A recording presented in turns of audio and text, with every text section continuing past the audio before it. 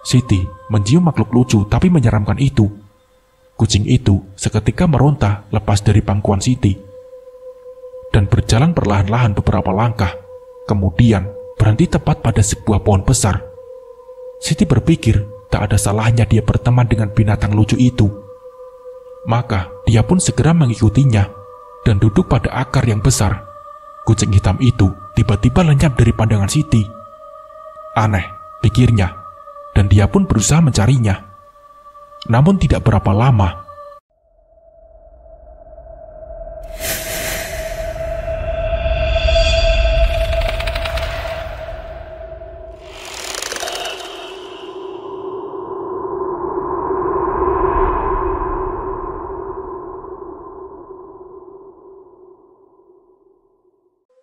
namun Siti tak menemukan kucing tadi yang seolah raib di telan bumi. Angin bertiup cukup kencang, pohon-pohon besar pun bergoyang-goyang. Sesekali terdengar derak ranting kering yang seperti terinjak kaki seseorang. Siti mulai menduga-duga apakah yang akan menghampirinya binatang atau manusia. Dan suara langkah itu terasa semakin dekat. Meski dalam gelap mata masih bisa menangkap bayangan hitam dan tinggi seukuran manusia. Dan ketika semakin dekat, Siti dapat melihat dengan jelas kalau bayangan tadi adalah sosok seorang wanita. Ternyata ada orang rupanya. Kamu siapa, anak manis? Wanita tadi bertanya pada Siti, yang masih keheranan. Sebab ternyata di dalam hutan ini juga ada orang lain selain dirinya. Wanita itu duduk pada sebuah akar pohon, sambil memperhatikan wajah Siti, yang kulitnya telah mengelupas. Apa yang sudah terjadi sama kamu, anak manis? Tanya wanita itu. Namaku Siti. Aku terkena musibah, dan aku merasa ada orang yang telah membuangku. Jawab Siti hanya di dalam hati. Pasti mereka jijik melihat wajahmu, ucapnya. Iya Nyi, bahkan mereka menghina dan mencaciku. Mereka juga mengusirku. Wanita itu seperti mendengar suara hati Siti. Iya, aku mengerti. Sebab aku juga telah mengalami hal seperti diri kamu. Tapi kamu jangan berkecil hati. Masih ada kesempatan untukmu membalaskan rasa sakit hatimu, ucapnya. Sampai di situ, wanita parubaya tadi menyentuh lengan Siti, mengajaknya berdiri. Setelah itu, dia mengajak Siti ke sebuah gubuk kecil yang berada di tengah hutan itu. Nah, ini gubukku. Bertahun-tahun aku tinggal sendirian di sini, kata wanita itu mempersilahkan Siti masuk. Setelah itu, dia mengambil air untuk minum dan sepiring nasi. Sepertinya kamu belum makan. Sejak semalam kamu tidak makan dan minum. Nah, makanlah. Hanya ini yang aku punya, ucap wanita itu. Siti mengangguk. Lalu dia mulai meneguk air. Kemudian makan sedikit karena mulutnya masih terasa sakit. Setelah matahari sudah meninggi, barulah dia melihat kalau tempat ini tidak seseram yang ia bayangkan. Udara yang sejuk dan jauh dari kebisingan. Mungkin ini tempat yang sangat cocok bagi dirinya untuk menghindari cemoohan, caci maki, dan hujatan orang. Siti tertegun demi melihat wajah wanita parubaya yang telah menolongnya. Wajahnya begitu cantik dan sungguh memesona. Dia merasa heran kenapa wanita yang memperkenalkan dirinya sebagai Nyai Yunda berada di tempat terpencil seperti ini. Tempat yang mungkin masih terdapat binatang buas. Nyi Ayunda dengan penuh kasih sayang dan telaten, dia merawat luka-luka Siti. Hingga dalam waktu 2 minggu, Siti sudah merasa baik. Bahkan, kini dia bisa berbicara dengan lancar, sehingga Nyi Ayunda merasa senang. Ada sesuatu yang akan aku ceritakan. Ini terjadi sekitar 15 tahun yang lalu. Kemudian, Nyi Ayunda pun menceritakan sebuah kisah tentang dirinya, sampai dia berada di tempat ini. Nyi Ayunda memang seorang gadis yang berparas cantik dan menawan. Hingga dalam usianya yang masih sangat belia, dia sudah menjadi banyak rebutan kaum Adam. Kebetulan juga keluarga Ayunda termasuk keluarga yang berkecukupan. Maka yang melamar dia pun kebanyakan dari golongan konglomerat. ada seorang pemuda anak seorang saudagar yang kaya raya dan sangat terkenal di wilayah desa maupun kota. Pemuda itu Barata. Dia bertubuh kurus kerempeng, sungguh bertolak belakang dengan sang ayah yang bertubuh tambun. Tergila-gila melihat kecantikan Ayunda, dia meminta sang ayah untuk meminang Ayunda, yang kala itu sudah menjalin hubungan dengan Ilyas. Ayah dari Barata mengirimkan utusan kepada keluarga Yunda, yang isinya bahwa Barata ingin melamar Ayunda. Ayunda tentu saja menolak, karena bagaimanapun juga dia sudah mencintai Ilyas. Untuk menghindari sifat yang manja dan semena-mena, maka Ayunda segera dinikahkan dengan Ilyas.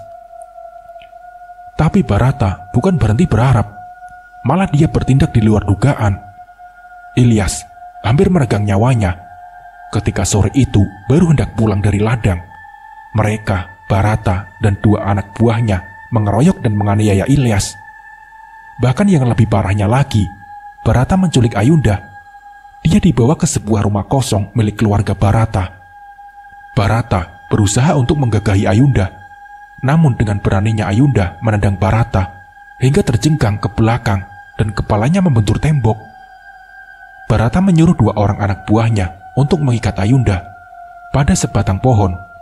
Kemudian mereka mengumpulkan kayu bakar, dan setelah itu mereka mulai menyusun kayu-kayu di dekat Ayunda yang kini mulai panik.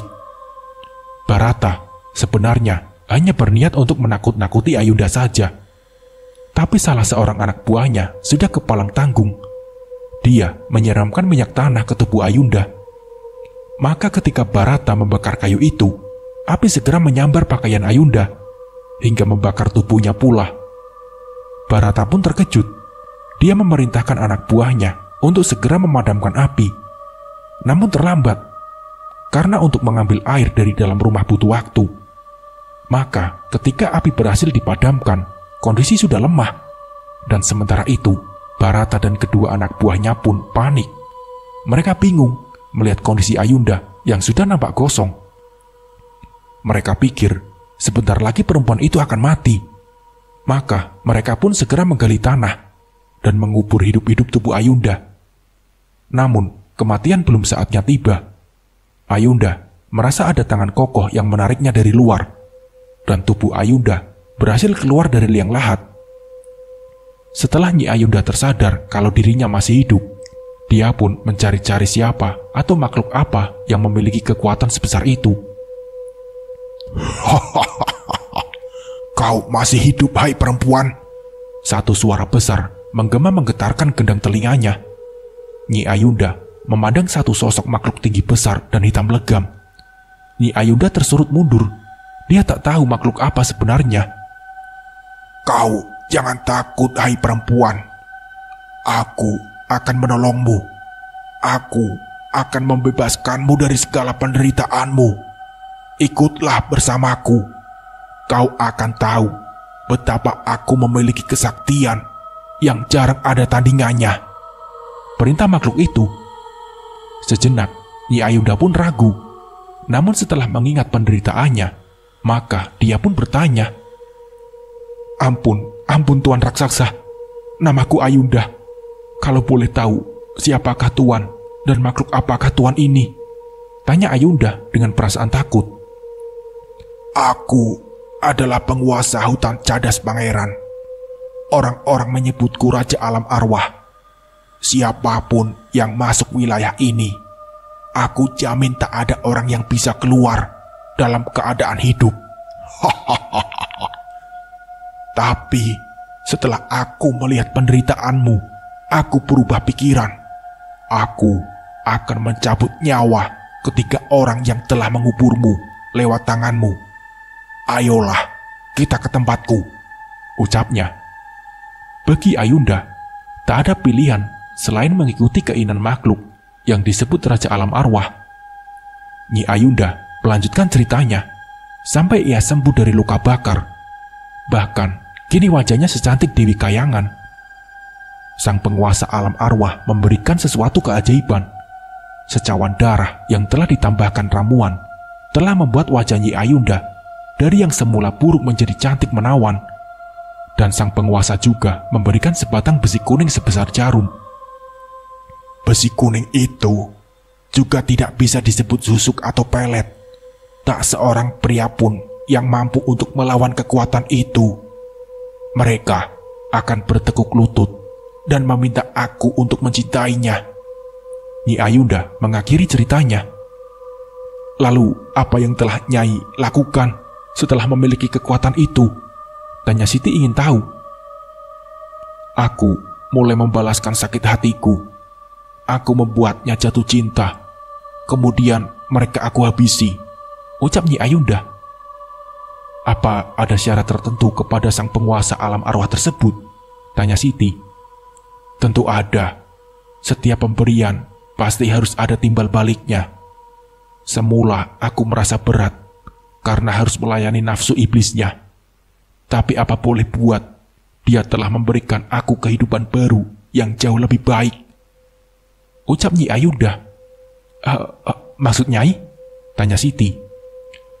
Pada saat-saat tertentu, sang penguasa datang menemui aku.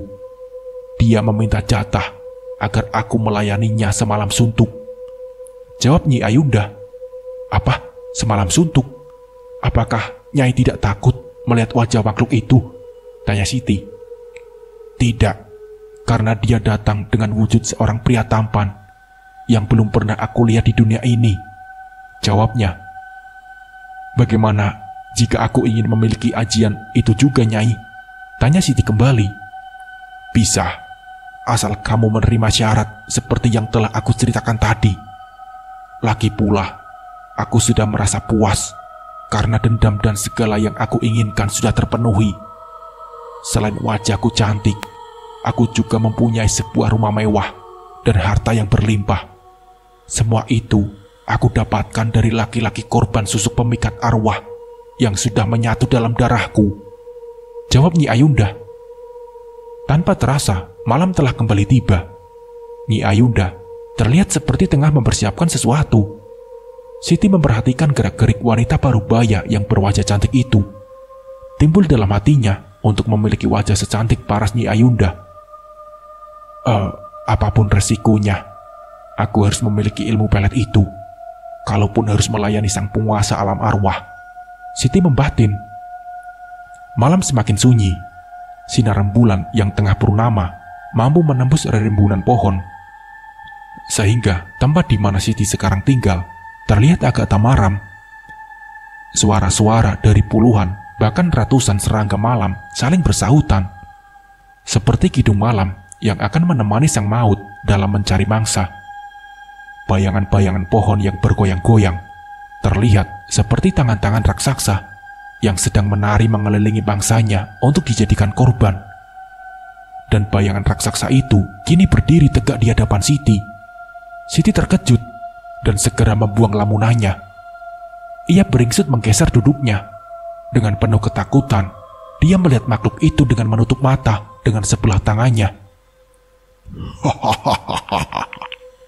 Makhluk tinggi besar itu pun tertawa melihat Siti yang ketakutan. Jangan takut, Cak Ayu. Aku datang karena panggilan dari muridmu Nyi Ayunda. Aku datang untuk menolongmu, Cak Ayu. Jangan takut. Mari kita bersenang-senang, menikmati hidup yang tanpa ada batasnya. Sang penguasa menarik tangan Siti, sehingga dalam satu kali hentakan saja, Siti sudah berada dalam pelukan makhluk itu.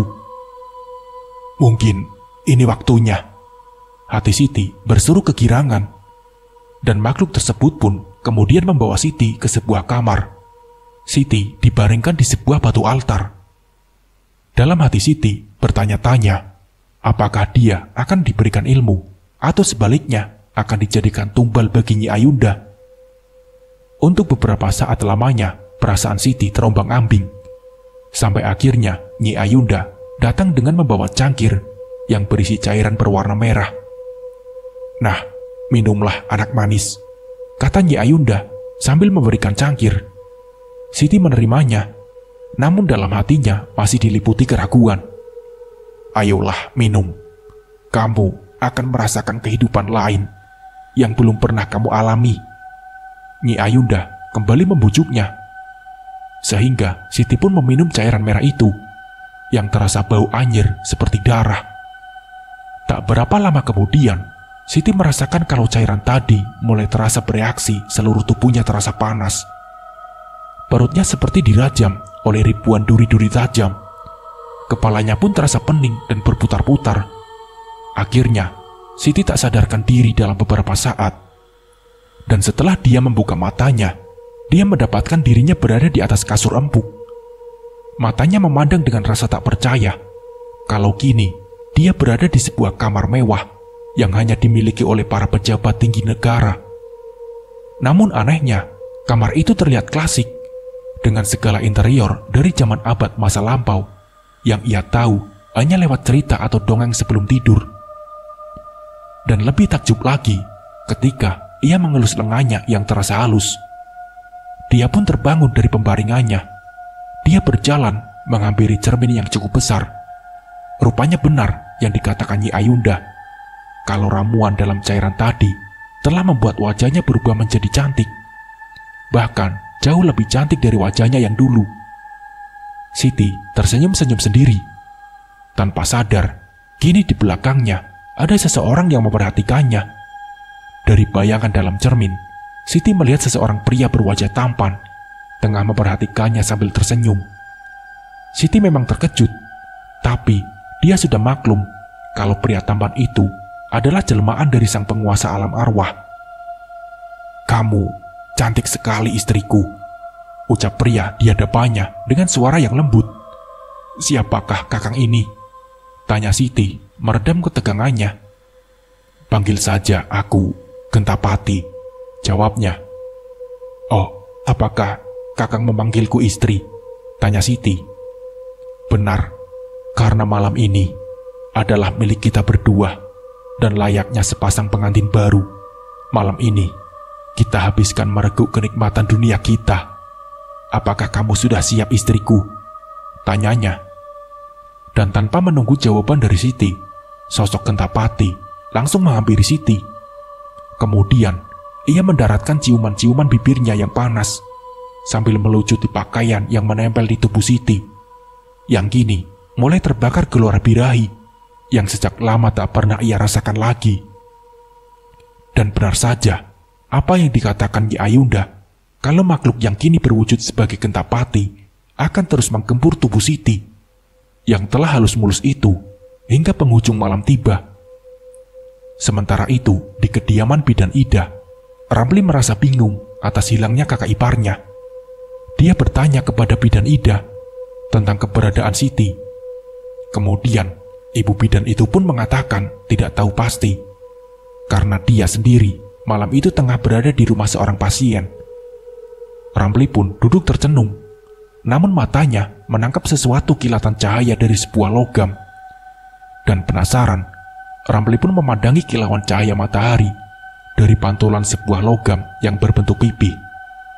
Setelah ia mengambil benda itu yang ternyata sebuah bandul kalung, kemudian dia mengamati benda tersebut.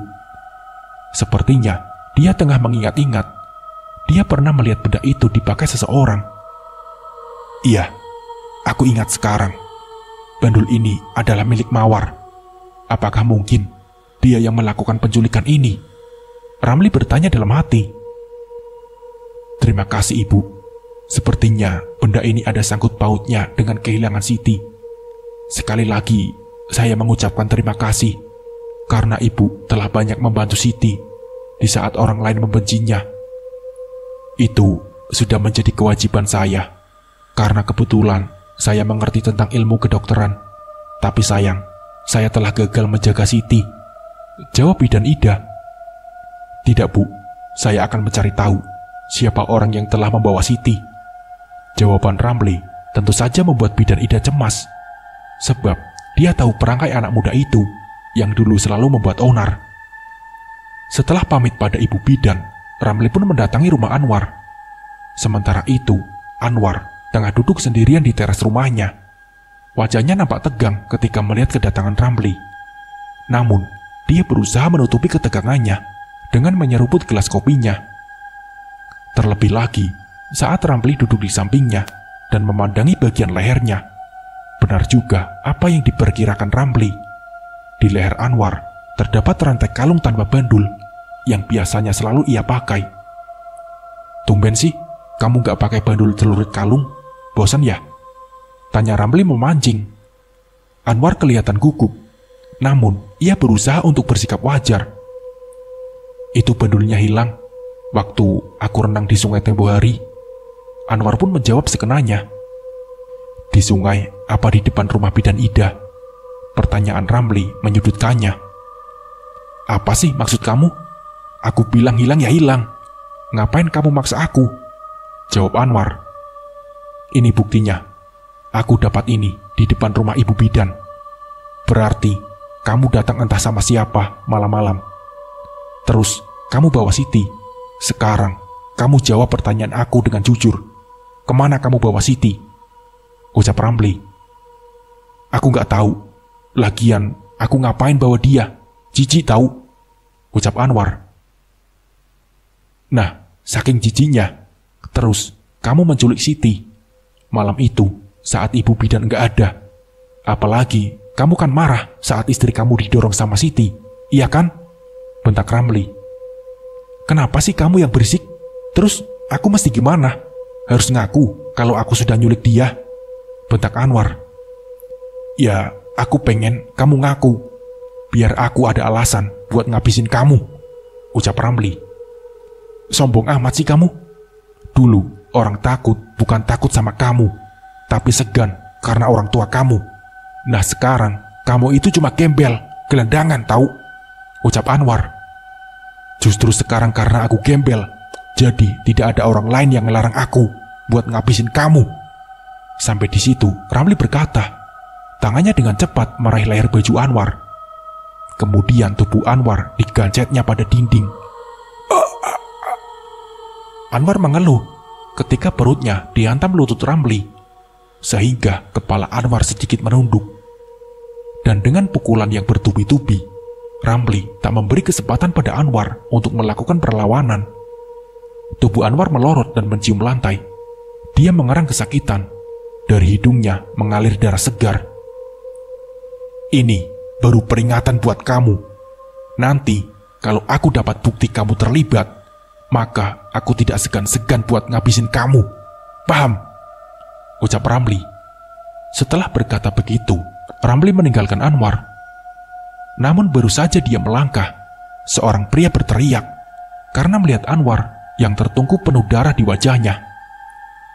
"Tolong! Tolong! Tolong! Ramli ngamuk!" Teriakan orang tadi didengar oleh warga yang segera mendatangi tempat itu. Ramli diam sejenak. Dia pun berpikir tak mungkin mampu melawan lebih dari 3 orang. Maka tanpa pikir panjang, ia pun mengambil langkah 1000 untuk menyelamatkan diri. Mereka tidak mengejar Ramli, sebab mereka tahu sifat pemuda anak almarhum Pak Kades. Ramli memang pemuda yang cukup nekat. Maka dengan sepak terjangnya dulu, desa itu cukup disegani desa-desa lainnya.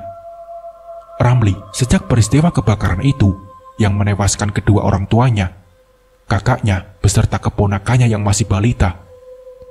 Ramli merasa hanya Siti, kakak iparnya yang selamat itu, adalah satu-satunya keluarga yang ia miliki. Namun kini, Siti telah menghilang entah kemana. Untuk menetap dan tinggal di kampungnya sendiri, itu tidak mungkin. Sebab tidak mustahil banyak teman-temannya yang dulu selalu bersamanya. Kini mereka akan mencarinya bukan sebagai teman, tapi sebagai musuh yang mungkin saja mereka membela Anwar. Mereka sudah tak lagi membutuhkan kehadiran kedua orang bekas keluarga Pak Kades yang mereka hormati dulu, Ramli dan Siti. Mereka telah menganggap kedua orang itu adalah sampah. 2 tahun kemudian, seorang gadis remaja terlihat berdiri mematung. Dia tengah memandangi sebuah rumah kecil, rumah ibu bidan Ida. Dia senyum-senyum sendiri, seakan melihat sesuatu yang lucu. Seorang wanita parubaya keluar rumah. Dia adalah ibu bidan yang ramah segera menghampiri gadis tadi. "Adik mencari siapa?" tanya ibu bidan pada gadis muda yang memiliki kecantikan wajah teramat sempurna. "Ibu, masa ibu lupa sama aku, Bu? Aku Siti Sundari, orang yang telah banyak merepotkan ibu," balas gadis cantik yang ternyata Siti, yang telah lama menghilang dari desa itu. Siti menantu Pak Kades. Ah, rasanya ibu bermimpi. Bukankah wajah Siti telah rusak karena luka bakar? Tapi kamu... Bidan Ida tak bisa melanjutkan kata-katanya, karena gadis yang ternyata memang Siti itu telah memeluk tubuh bidan yang mulai menampak kurusan. "Aku datang, Ibu. Aku pergi sebelum sempat mengucapkan terima kasih. Belum sempat berbakti untuk membalas kebaikan Ibu," Siti berkata sambil menitikkan air mata. Melihat gadis itu menangis, ibu bidan kini semakin yakin kalau gadis yang sedang memeluknya benar Siti adanya. Ibu bidan laksana seorang ibu yang baru melihat anak gadisnya pulang, tergopoh-gopoh membawa masuk Siti dan menjamunya dengan sambutan penuh kehangatan. Siti baru merasakan hidup kembali setelah sekian lama merasa kalau dirinya sudah mati, karena tak ada sedikit pun harapan untuk hidup layak sebagaimana orang pada umumnya. Bidan Ida dengan hati yang haru biru menceritakan betapa dia merasa bersalah telah membuat Siti hilang dari rumahnya. Merasa bersalah karena dia sudah berjanji pada dirinya sendiri untuk merawat dan menjaganya seperti anaknya sendiri. Dia juga menceritakan kalau Ramli yang merasa kehilangan atas kepergian Siti. Bahkan Ramli harus pergi setelah mengajar orang yang telah dianggapnya yang telah menculiknya. Sebenarnya Bidan Ida ingin tahu apa penyebab wajah Siti bisa secantik itu, padahal sebelumnya masih banyak luka yang masih mengeluarkan cairan berbau busuk. Namun ia menyimpan pertanyaannya. Ia takut menyinggung perasaan Siti, sebab secara medis bekas luka bakar itu tak akan bisa hilang, kecuali dengan cara operasi plastik yang tentu saja memerlukan biaya besar. Dan anehnya lagi, Siti yang sudah berusia di atas 30-an kini menjadi seperti seorang gadis belasan tahun. Dia bukan hanya cantik, namun seperti mempunyai daya magnetik yang kuat. Wajahnya begitu tenang, tapi sorot matanya begitu tajam dan mampu membuat bulu kuduk merinding. Siti pun menceritakan penculikan yang menimpa dirinya di malam itu. Hanya saja dia tak ingin rahasianya terbongkar, maka dia pun tak menceritakan kemana mereka membuang dirinya. Dan dia juga tak ingin menceritakan perihal kejadian yang mungkin oleh Bidan Ida tak masuk akal. "Nah sekarang, ibu minta agar kamu menetap tinggal di rumah ibu. Anggaplah ibu ini adalah ibu kandungmu. Karena ibu hanya tinggal sendirian. Ibu takut menghadapi hari tua nanti. Kepada siapa ibu akan berbagi? Dan kepada siapa ibu harus bersandar?" kata ibu bidan membujuk. Pandangan mata Siti menerawang pada perjalanannya nanti untuk membalas sakit hatinya. Siti sangat bersyukur ternyata ibu Ida masih mau menerimanya, bukan sebagai bekas tetangga, bukan pula sebagai pasien. Ibu bidan menganggap Siti sebagai anaknya sendiri. Siti menerima ajakan kebaikan ibu Ida yang merasa takjub dengan kecantikannya. "Ibu, aku benar-benar merasa senang kalau ibu mau menerimaku sebagai anak. Aku akan memulai hidup baru sebagai Sundari, bukan sebagai Siti. Karena Siti sudah mati," ucap Siti dengan senyum misterius. "Iya anakku, Siti telah mati bersama penderitaan masa lalunya. Sekarang bangkitlah sebagai Sundari, seorang gadis tercantik dan punya masa depan. Jadilah kamu sebagai pelita hidup bagi perjalanan hidup ibu, untuk mengisi hari tua sampai ajal menjemput ibu nanti." Bidan Ida membelai rambut Sundari yang mulai terlihat subur sebatas bahu. Ibu Ida memanjakan Sundari seperti seorang anak kecil. Terkadang dia juga menyuapi Sundari yang merasa risih diperlakukan berlebihan. Sejak kehadiran Sundari di rumah ibu Ida, banyak orang yang mulai lalu lalang, hanya sekedar nembang lewat demi bisa melihat kecantikan Sundari yang mereka kira keponakan ibu Ida. Dan ibu Ida juga sering menjawab sebagai anaknya yang di kampung dan sekarang tinggal bersamanya. Terlebih lagi anak-anak muda yang sengaja datang melihat. Namun setelah bertemu dan memandang gadis itu, mereka tak bisa berbuat banyak. Mereka terpana, terpesona akan kecantikan wajah Sundari yang sengaja dia pamerkan dengan senyuman bibir yang selalu basah. Alhasil, pemuda-pemuda itu hanya tertegun seperti orang linglung. Kini, Sundari sudah merasa nyaman. Dia sengaja tebar pesona untuk memikat hati para lelaki agar tergila-gila padanya. Sundari sering pergi ke warung yang tak jauh dari rumah Ibu Ida. Penampilan yang sederhana, hanya dengan celana jin pendek yang sengaja ia sobek pada bagian depan pahanya, agar dapat memperlihatkan betapa mulusnya bagian auratnya itu. Apalagi, dia juga mengenakan kaos lengan pendek, yang otomatis menonjolkan bagian buah dadanya yang ranum. Dan tak disangka-sangka, hari itu ia bertemu dengan Anwar. Sebab menurut cerita dari Ibu Ida, Anwar adalah salah seorang pelaku penculikan dirinya. Ibu bidan tahu karena Ramli yang menemukan bandul milik Anwar. Maka ia seperti sengaja menunggu Anwar berjalan bareng. Pas langkah Anwar sudah berada sejajar dengannya, Sundari pura-pura terpeleset dan jatuh. "Au!" serunya, membuat Anwar yang berada di sampingnya cepat membantunya untuk berdiri. Kesempatan itu dipergunakan dengan baik untuk berpura-pura sakit. "Aduh, lututku!" Sundari meringis sambil mengusap-usap lututnya.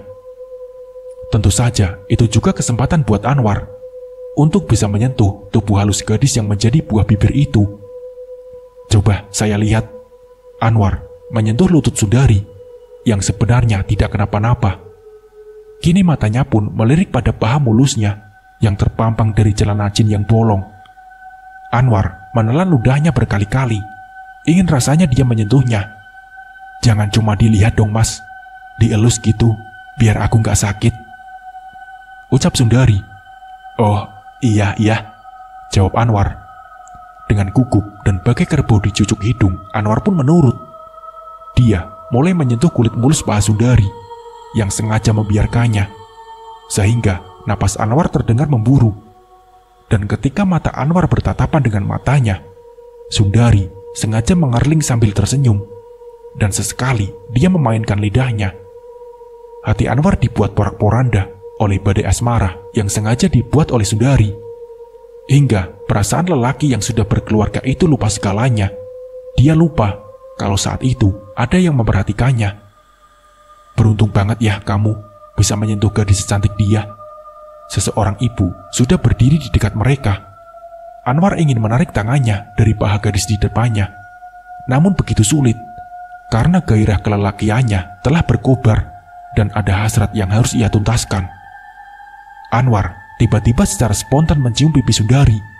Tentu saja Sundari pura-pura berteriak kaget, dan ibu tadi menjadi kesal melihat kelakuan Anwar. Kamu sudah gila ya? Main cium anak orang? Nanti aku bilang istrimu, bisa dirujak kamu," kata ibu tadi dengan sengit. Sundari pura-pura marah. Dia mendorong tubuh Anwar. Tapi anehnya, Anwar semakin menggila, menciumi pipi dan berusaha melumat bibir gadis cantik itu. Dia seakan sudah lupa diri kalau orang mulai banyak menyaksikan ulahnya yang semakin liar. Sehingga dua pemuda terpaksa menarik tubuhnya yang melekat pada Sundari.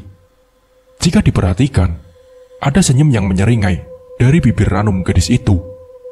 Iya, Sundari mulai menggunakan kesaktian ilmu pemikatnya, dan Anwar adalah calon korban pertamanya. Sundari cepat bangkit dari tempat dia terjatuh tadi, dan dia bersungut-sungut seakan kesal dengan sikap Anwar. "Dasar laki-laki tak punya malu, menolong orang jatuh, malah mau menggagahi aku," kata Sundari menggerutu. "Aduh, maaf ya Neng, dia memang brengsek. Kalau boleh tahu, Neng ini siapa dan dari mana?" tanya seorang ibu yang sedari tadi melihat kejadian itu. "Nama aku Sundari, dan aku keponakan Ibu Bidan Ida. Aku tinggal bersamanya menemani Ibu Ida," jawab Sundari. Ibu tadi memperhatikan wajah cantik gadis di depannya. Dia seakan tengah mengingat sesuatu. "Wajah kamu agak mirip dengan Siti. menantu Pak Kades. Tapi kamu masih muda dan cantik. Sedangkan Siti sudah mempunyai anak dan wajahnya rusak karena terbakar, ucap ibu itu. Iya, aku juga mendengar cerita itu dari Ibu Ida. Kalau boleh tahu, di mana Siti sekarang tinggal, ucap Sundari. Ibu tadi menggeleng. Sayang tak seorang pun yang tahu. Tapi menurut kabar dari Ramli, dia diculik oleh orang sini, jawab ibu tadi sambil memandang Anwar yang masih bingung. Dirinya tak tahu apa sebenarnya yang terjadi. Mata Anwar tajam menatap Sundari dengan pandangan yang menyimpan gejolak nafsu birahi. Anwar seperti kehilangan akal sehatnya. Sementara itu di tempat lain, Ramli yang kini sudah terusir dan tersisih dari kehidupan yang dulu, hidup dalam kesendiriannya. Dia melewati hari-harinya yang semakin menghitam, tanpa arah dan tujuan. Ramli putra seorang mantan kades, yang dulu hidup dalam keadaan serba mudah, sekarang harus memutar otak untuk sekedar mengisi perut. Berkali-kali dia mencoba mencari kerja di bengkel atau tempat pencucian kendaraan, namun tak ada seorang pun yang mau menerimanya. Bahkan dia mencoba untuk ikut bekerja di sebuah proyek bangunan, itu pun sama saja. Ramli tetap ditolak. Siang itu, udara terasa panas bukan kepalang. Keringat membasahi baju yang dipakai Ramli. Dia merasa haus, tenggorokannya kering. Untuk membeli, dia tak ada uang. Dengan malu-malu, dia masuk ke sebuah warung tenda untuk meminta segelas air. Pemilik warung memandangnya dengan rasa curiga karena melihat penampilan Ramli yang kusut masai. Sambil meneguk segelas air putih, matanya melihat seorang juru parkir. Ramli berpikir untuk ikut mengais rezeki bersama orang itu. Maka dia segera menghampiri pemuda yang tadi tengah memarkir sebuah sepeda motor. Maaf bang, boleh nggak kalau saya ikut jadi tukang parkir di sini? Saya butuh kerjaan bang untuk mencari makan, kata Ramli dengan sikap ramah dan sopan. Namun di luar dugaan, jawaban tukang parkir itu membuat hati Ramli kesal. Anak mana kamu? Enak banget kamu mau ikutan parkir. Aku saja di sini gantian sama teman aku. Gak bisa. Sana, kamu cari aja lahan parkir baru.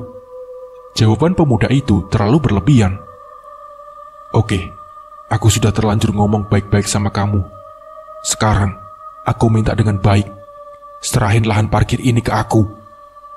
Kamu sama teman kamu kerja di bawah komando aku. Gimana? Ucap Ramli. Kamu mau ngambil lahan ini? Boleh, asal kamu mesti tahu kalau teman aku pasti mempertahankannya juga, kata orang itu. Gak masalah, sekarang kamu panggil teman kamu. Bilang kalau lahan ini aku ambil alih.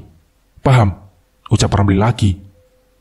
Dan tanpa basa-basi, pemuda tadi langsung pergi. Beberapa saat kemudian, dia kembali bersama temannya. Oh, jadi kamu yang sok jagoan mau ngerebut lahan aku. Kamu tahu sekarang kamu berhadapan dengan siapa? Kata pemuda yang baru muncul. Siapa kamu? Itu gak penting buat aku. Sekarang suka-suka aku. Mau tidak mau, kamu harus menyerahkan lahan ini. Kalau kamu mau, kamu bisa tetap kerja di sini jadi anak buah aku. Tapi kalau kamu gak mau, silahkan kamu angkat kaki dari sini. Gila juga nih orang. Mau cari mati kamu ya? Nih, kenalin Cipeng, anak asli sini. Kamu bakalan nyesel sudah berurusan sama aku. Sambil berkata begitu, pemuda yang bernama Cipeng itu melayangkan pukulannya ke arah Ramli. Perkelahian pun berlangsung cukup seru. Apalagi Ramli kini dikeroyok kedua pemuda tadi. Perkelahian antara Ramli yang dikeroyok dua juru parkir sekaligus preman itu berlangsung sengit. Ramli yang sudah cukup makan asam garam dalam soal berkelahi, cukup santai saja mengimbangi keberingasan kedua lawannya. Bahkan sesekali, Ramli memukul dan menendang kedua pemuda yang menurut Ramli bukan tandingannya. Tanpa mereka perhatikan, ternyata perkelahian itu menarik banyak orang, sehingga menjadi tontonan gratis bagi orang yang kebetulan lewat. Sebab memang Ramli mempunyai jurus andalan dari perguruan karate tempat ia pernah belajar ilmu bela diri. Sesekali, penonton gratis itu bersorak ketika sebuah tendangan kaki Ramli berhasil mendarat di dada lawan. Dan tentu saja, pemuda yang bernama Cipeng itu terhuyung-huyung, kemudian tersungkur jatuh mencium aspal. Cipeng berusaha untuk bangkit, namun Ramli tidak memberikan kesempatan. Sekali lagi, kaki Ramli menendang telak kepalanya. Cipeng merasa pandangannya berkunang-kunang, kemudian ambruk. Ramli mendekati lawan yang ia anggap keroco, yang sedari tadi sudah ragu menghadapi Ramli. Dan benar saja, belum sempat Ramli melayangkan tinjunya, pemuda itu berlutut mohon ampun. Ramli tersenyum penuh kemenangan. Dia mengangkat wajah Cipeng yang terlihat meringis menahan. Nah, sekarang aku sudah ngalahin kamu berdua. Kamu tinggal pilih, mau tetap kerja di sini jadi anak buah aku, atau kamu pergi dari sini. Dan kalau kamu pengen balas dendam, aku pasti meladeni kamu semua, kata Ramli memberikan pilihan. Oke, aku ngaku kalah. Kamu boleh ambil lahan ini, tapi aku berdua juga butuh duit. Jadi aku rela gabung sama kamu, jawab Cipeng terengah-engah. Kemudian Ramli jadi bos parkiran. Mulai saat itu juga, Ramli diakui sebagai bos oleh kedua anak buahnya. Yang namanya bos sudah pasti enak. Ramli tak perlu kerja, dia cukup mengatur dan meminta jatah setiap usai jam kerja. Dalam pikirannya, dia ingin melebarkan mencari lahan lain demi pendapatan yang lebih besar. Ramli melirik pada para pedagang kaki lima di sepanjang trotoar. Dia pun bermimpi untuk menguasai sebagai penarik iuran. Iya, suatu gagasan yang baik baginya. Bukankah dia sudah punya cukup modal untuk mempertaruhkan kemungkinan yang terburuk yang mungkin nanti akan ia hadapi? Sementara di tempat lain, Anwar masih terus uring-uringan. Ia benar-benar sudah terkena racun asmara dari pelet yang dilancarkan oleh Sundari. Tak peduli pagi, siang, atau malam hari, Anwar terus saja berkali-kali lewat di depan rumah Ibu Bidan Ida. Matanya selalu mencari-cari keberadaan gadis Sundari yang memang sudah sengaja membuatnya tergila-gila. Ibu Ida tak ingin kecolongan untuk kedua kalinya, maka dia pun mewanti-wanti agar Sundari jangan sering keluar rumah, apalagi bila dia tak ada. Istri Anwar sering curiga melihat ulah suaminya yang berbeda dari biasanya. Selain suaminya sering keluar, juga heran selalu memakai parfum miliknya. Abang ini kelihatan aneh akhir-akhir ini. Setiap saat bolak-balik, mondar-mandir ngawasin rumah Ibu Bidan. Atau jangan-jangan abang sudah jatuh cinta sama gadis yang namanya Sundari itu. Ngaca bang, ngaca. Sundari wajahnya cantik, kulitnya mulus, dan kayaknya tidak ada gadis secantik dia. Sedangkan abang sudah tua, dekil, miskin pula, kata istri Anwar bersungut-sungut.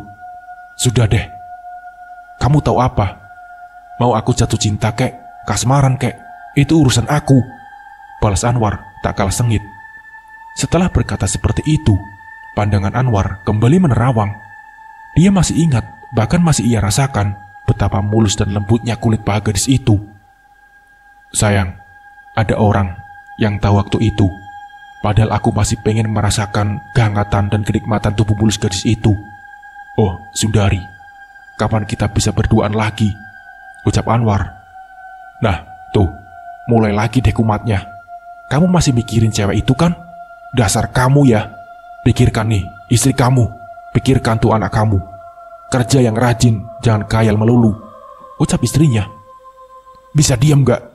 Anwar membentak istrinya sembari mengangkat tangannya. Apa? Abang mau pukul aku? Ayo pukul, ucap istrinya. Biar semua orang tahu kalau kamu lagi gak bener. Gak tahu malu, demenin cewek ABG. Pantas juga kagak. Anwar menarik tangannya yang hampir melayang, karena tiba-tiba seorang gadis belia lewat di hadapannya, yang tak lain adalah Sundari.